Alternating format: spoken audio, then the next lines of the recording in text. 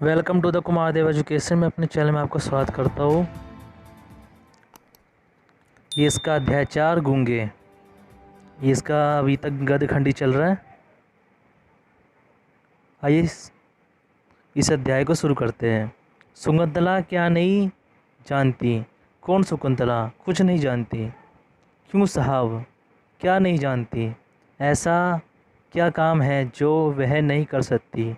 वह उस गूंगे को नहीं बुला सकती। अच्छा, बुला दिया तो बुला दिया।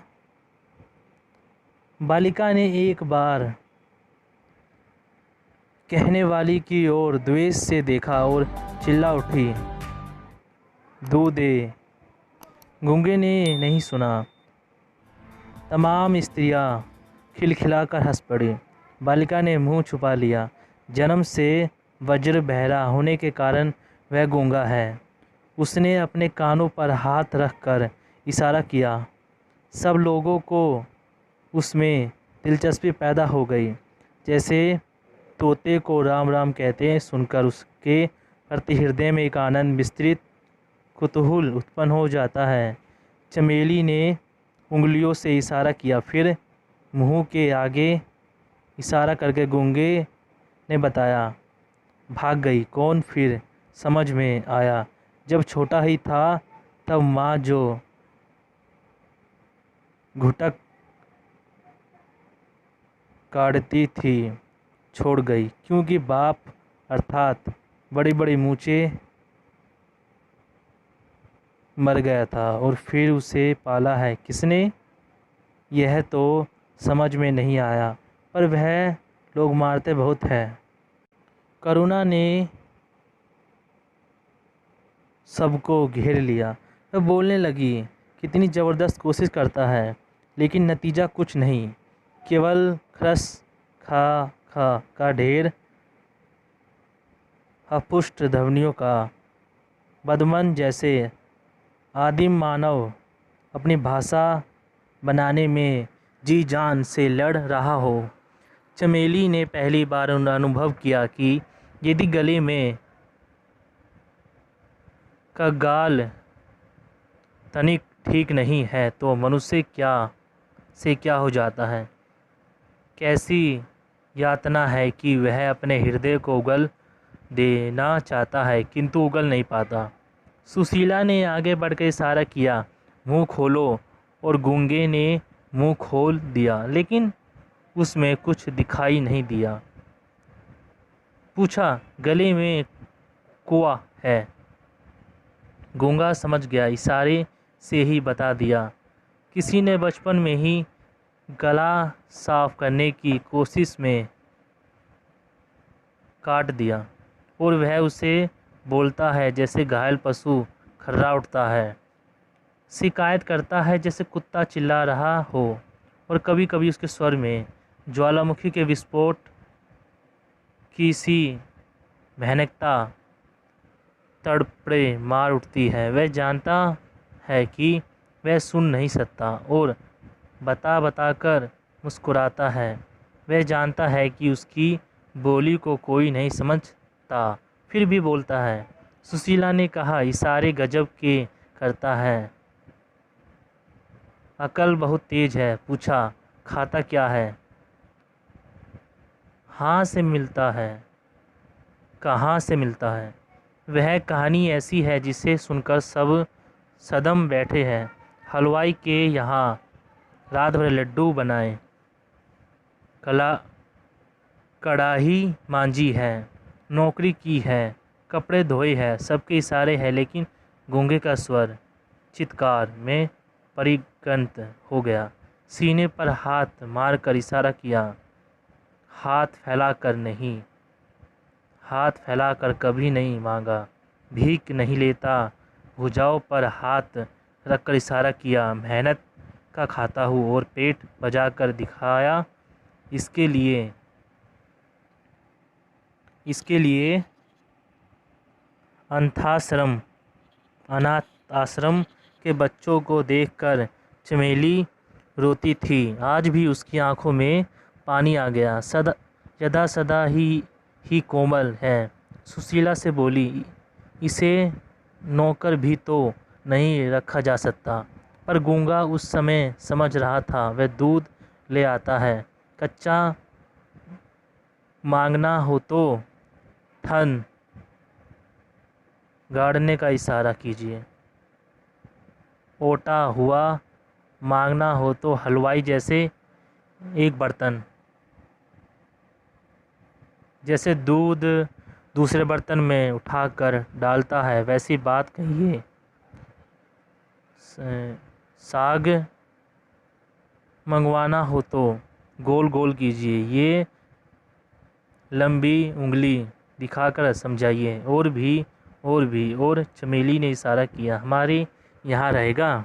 गूंगे ने स्वीकार तो किया किंतु हाथ से इशारा किया, क्या देगी खाना?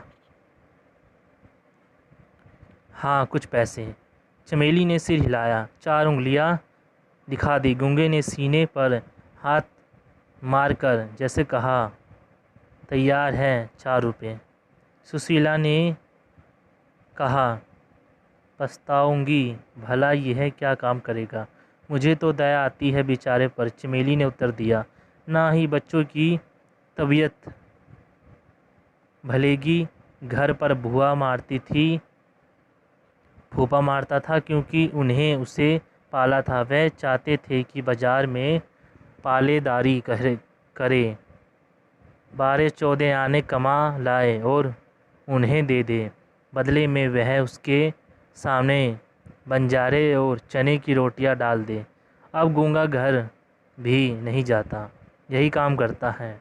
बच्चे चढ़ाते हैं तभी नाराज़ नहीं होता। चमेली के पति सीधे साधे आदमी हैं, पाल जाएगा बेचारा, किंतु वह जानते हैं कि मनुष्य की करुणा की भावना उसके भीतर गूंगेपन की प्रतिछाया है। वह बहुत कुछ करना चाहता है किंतु कर नहीं पाता। इस तरह दिन बीत रहे हैं।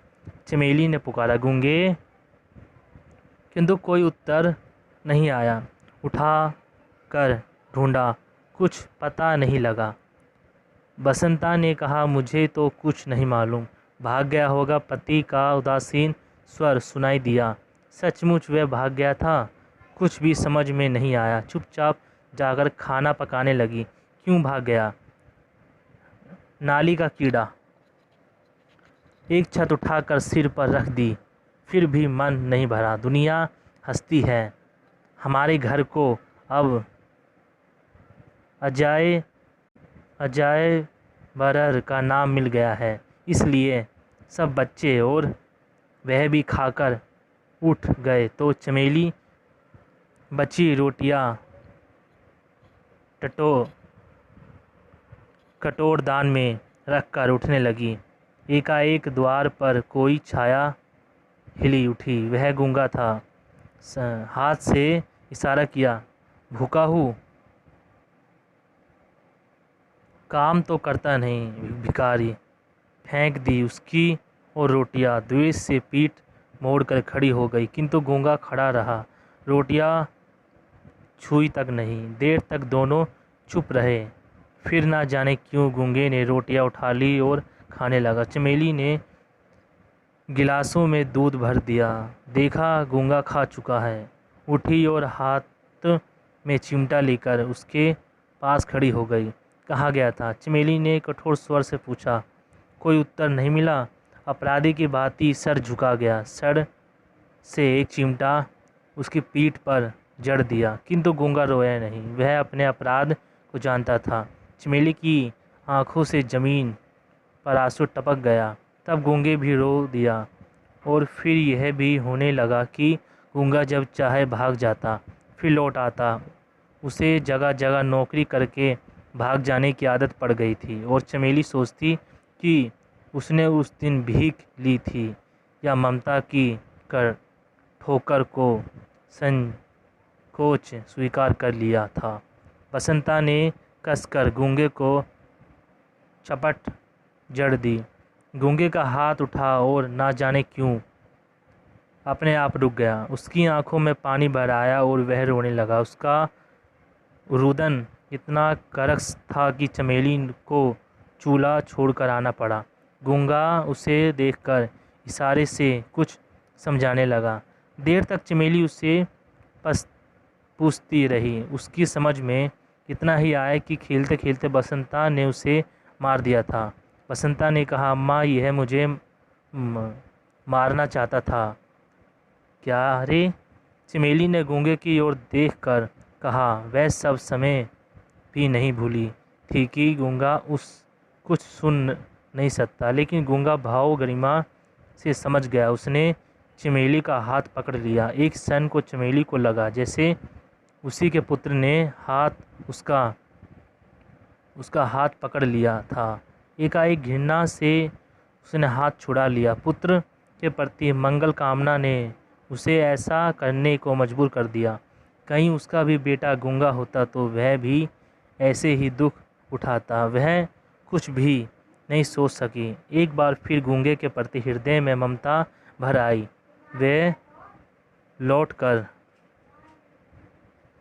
चूल्हे में जा बैठा, जिसमें अंदर आग थी, लेकिन उसी आग से वह सब पक रहा था, जिससे सबके भयानक आग बुझती है, पेट की आग, जिसके कारण आदमी गुलाम हो जाता है। उसके अनुभव हुआ कि गूंगे में बसंता से कहीं अधिक शारीरिक बल था। कभी भी गूंगे की भांति शरीर से बसंता ने उसका हाथ नहीं पकड़ा था, लेकिन फिर भी गूंगे ने अपना उठा हाथ बसंता पर नहीं चलाया। रोटी जल रही थी, झट से पकड़ दी। वह पक रही थी। इसी से बसंता है, गूंगा है। चमेली को विस्मय हुआ। गूंगा शायद वह समझता है कि बसंता मालिक का बेटा है, उस पर वह हाथ नहीं लगा सकता। मन ही मन थोड़ा विषम भी हुआ, किंतु पुत्र की ममता ने इस विषय पर चादर डाल दी। और फिर याद आया कि उसने उसका हाथ पकड़ लिया था, शायद इसलिए कि उसे बसंता को दंड देना ही चाहिए, यह उसका अधिकार है। किंतु वह तब समझ नहीं सकी। और उसने सुना कि गूंगा कभी कभी कर्राह उठता है। चमेली उठकर बाहर गई, कुछ सोचकर रसोई में लौट गई और रात की बासी रोटी लेकर निकली। गूंगे, उसने पुकारा, कान के ना जाने किस पर्दे में कोई चेतना है। गूंगा उसकी आवाज़ को कभी अनसुना नहीं कर सकता। वह आया, उसकी आंखों में पानी भरा था, जैसे उसने एक शिकायत थी, पक्षपात के प्रति तिरस्कार था। चमेली को लगा कि लड़का बहुत तेज है। बस ही उसके होठों पर मुस्कान छा गई। कहाँ ले, खा ले, और हाथ बढ़ा दिया। गूंगा इस स्वर की, इस सब की अपेक्षा नहीं कर सकता। वह हंस पड़ा। अगर उसका रोना एक अजीब दर्दनाक आवाज़ थी, जो एक हंसना और कुछ नहीं, एक अचानक कुराहट सी चमेली के कानों में बज उठी। वह मानवीय स्वर को सुनकर वह भीतर ही भीतर काँप उठी। यह उसने क्या किया था? उसने एक पशु पाला था, जिसके हृदय में मनुष्यों की सी वेदना थी। घृणा से विमुख होकर चमेली ने कहा, क्यों रे, तूने चोरी की है? गूंगा चुप हो गया। उसने अपना सर झुका लिया। चमेली एक बार क्रोध से काँप उठी। देर तक उसकी ओर घूमती रही। सोचा, मारने से यह ठीक नहीं हो सकता। अपराध को स्वीकार करा, दंड ना देना, और ही शायद कुछ अक्सर करे। और फिर कौन मेरा अपना है? रहना हो तो ठीक से रहे, नहीं तो फिर जा सड़क पर कुत्तों की तरह झूठन पर जिंदगी बिता। दर दर अपमानित और लज्जित आगे बढ़कर गूंगे का हाथ पकड़ लिया और द्वार की ओर इशारा करके दिखा दिया, जा। गूंगे जैसा समझा नहीं, बड़ी बड़ी आंखों को फाड़े देता रहा। कुछ कहने को शायद एक बार होठ खुले भी, किंतु कोई स्वर नहीं निकला। चमेली वैसे ही कठोर बनी रही।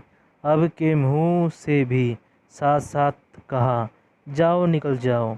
ढंग से काम नहीं करना है तो तुम्हारा कहाँ कोई काम नहीं, नौकर की तरह रहना है तो रहो, नहीं तो बाहर जाओ, यहाँ तुम्हारे नखरे कोई नहीं उठा सकता। किसी को भी इतनी फुर्सत नहीं है, समझे।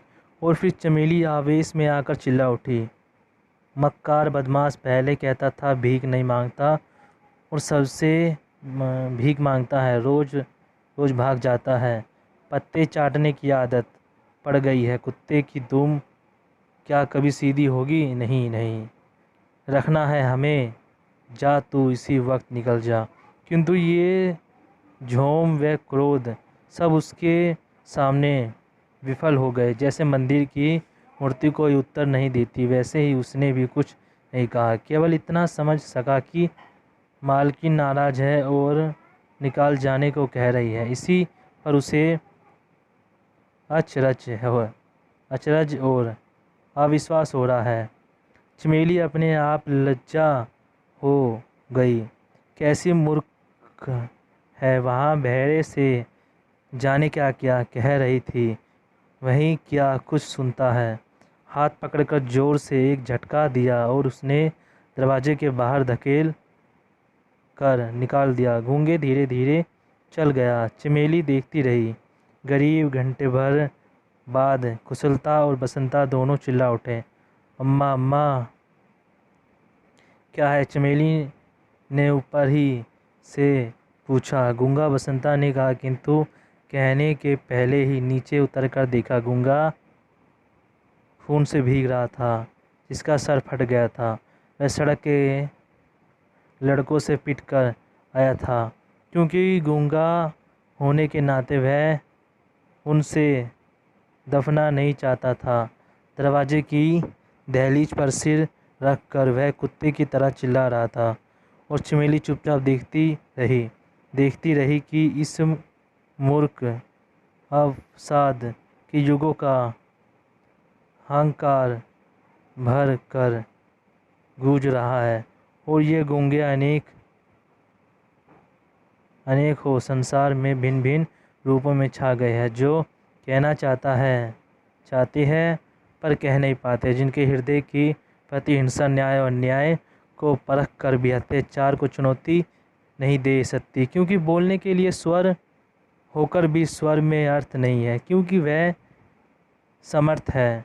और चमेली सोचती है कि आज दिन ऐसा कौन है जो गूंगा नहीं है, किसका हृदय समाज, राष्ट्र, धर्म और व्यक्ति के प्रति द्वेष से घृणा से नहीं झटपटाता, किंतु फिर भी कृत्रिम सुख की तरना अपने जालों में उसे नहीं फांस देती, क्योंकि वह स्नेह चाहता है, समानता चाहता है। ये चैप्टर ख़त्म हुआ। वीडियो अच्छी लगी वीडियो को लाइक करें, चैनल को सब्सक्राइब करें।